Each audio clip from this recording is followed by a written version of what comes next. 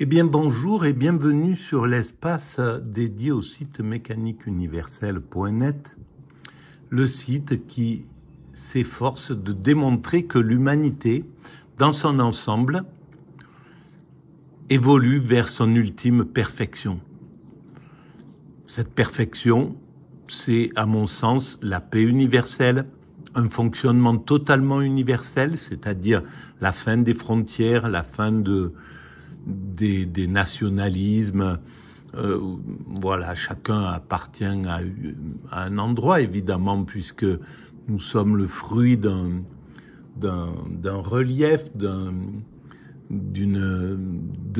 certaines interactions, etc. Mais ça ne sera plus majeur. Ça sera, disons, une sorte de... comment on pourrait dire, quelque chose qu'on propose, une différence qui ne fait pas l'objet d'un différent avec les autres.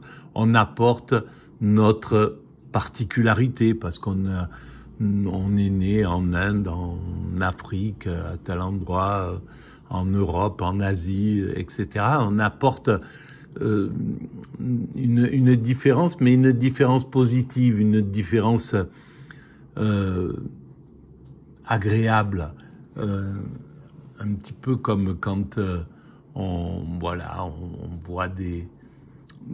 on invite des groupes traditionnels un peu de toutes les régions, de tous les pays à participer ensemble. Chacun amène un peu sa diversité culturelle.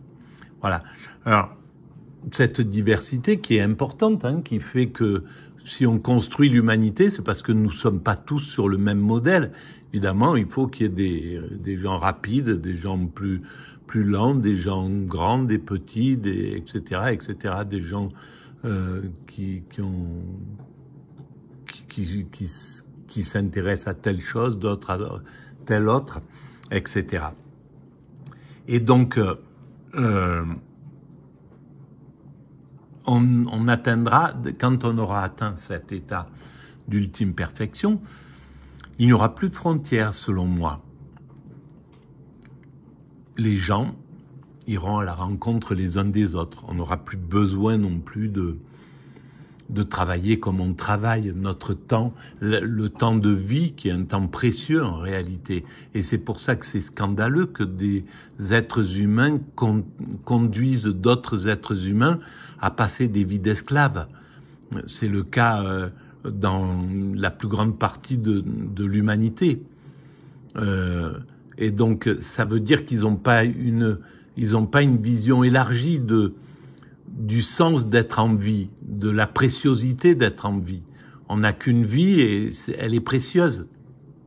Alors, c'est pas ne rien faire qui est à préconiser, qui est agréable. On sait très bien que c'est douloureux de ne rien faire. On est construit pour dépenser une énergie.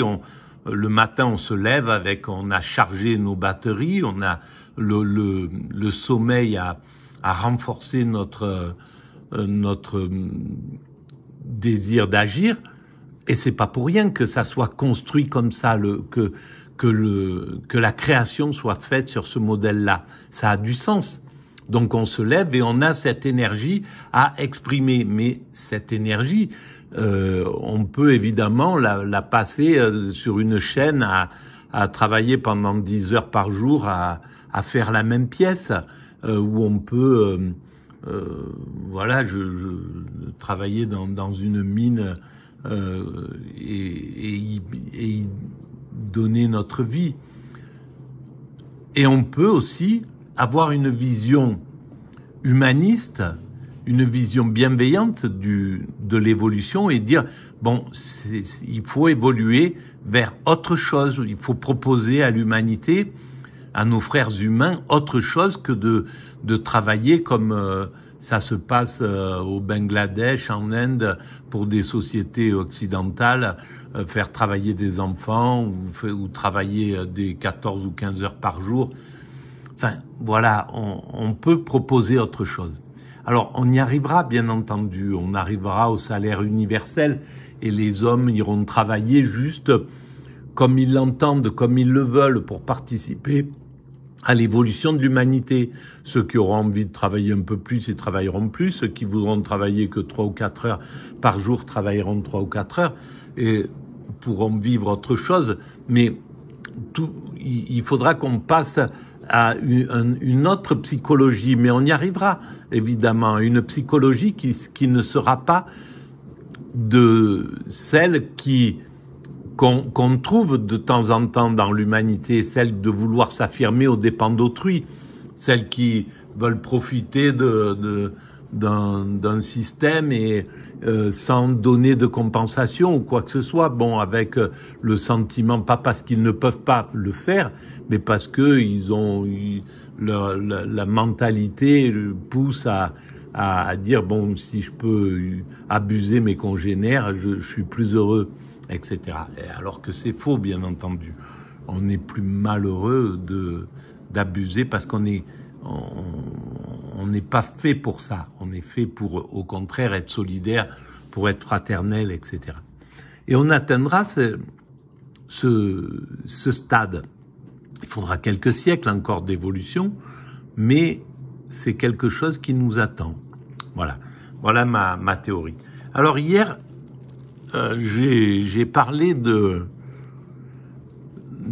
ces endroits où je récupère des livres, où j'achète des livres d'occasion, etc., où je trouve des choses incroyables. Et là, par exemple, j'ai trouvé cet ouvrage-là, du docteur Roger Vitoz, dont j'ignorais tout. Je ne savais pas que cet homme-là avait existé. Il est né en 1863, il est mort en 1925. Et il a écrit une méthode de rééducation du contrôle cérébral. C'est quand même incroyable. Alors, c'est un Suisse et c'était un chrétien. Et alors, cet ouvrage-là, je sais pas, il est signé par personne, donc je sais pas qui c'est qu'il a écrit, mais c'est vraiment incroyable. Alors, il y a quelques phrases qui sont vraiment intéressantes aussi en exergue. Il faut s'oublier, s'ouvrir, se taire, s'anéantir pour que Dieu possède toute l'âme et qu'il n'y ait plus que lui. Et ça, c'est l'état d'esprit de l'extatique. Parce que j'oubliais de dire que l'humanité va vers sa perfection et la perfection, c'est l'extase, c'est l'éveil, c'est le nirvana, c'est cet état physique et psychique évidemment, mais c'est un état physique de bien-être absolu qu'on atteint. Et en fait, c'est exactement ce qu'il a dû expérimenter grâce à sa méthode, c'est-à-dire en s'oubliant, en s'ouvrant, en se taisant, en s'anéantissant, en anéantissant notre ego. Dieu possède toute l'âme, il prend le contrôle de ce que nous sommes. Et quand il n'y a plus que lui, on est dans cet état d'extase. Donc il a dû vraisemblablement expérimenter cela. Alors, il est né à Morges, une petite ville de quelques milliers d'âmes, et située sur les rives du Léman, entre Genève et Lausanne. Voilà. Mais c'est pas ce que je vais lire. Là, je vais arrêter, c'était juste l'introduction.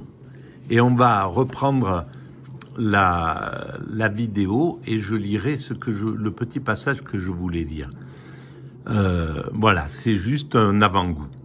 Alors, si vous pensez que ces vidéos ont un peu d'intérêt universel, vous pouvez mettre des pouces, vous pouvez vous abonner, vous pouvez laisser des commentaires, tout ça augmente la visibilité un peu du site, l'espace, le fait connaître sur Internet. Voilà. Et puis, vous pouvez aller visiter le site où j'ai développé ma théorie, c'est-à-dire mécaniqueuniverselle.net. Il y a toujours un lien sur les vidéos.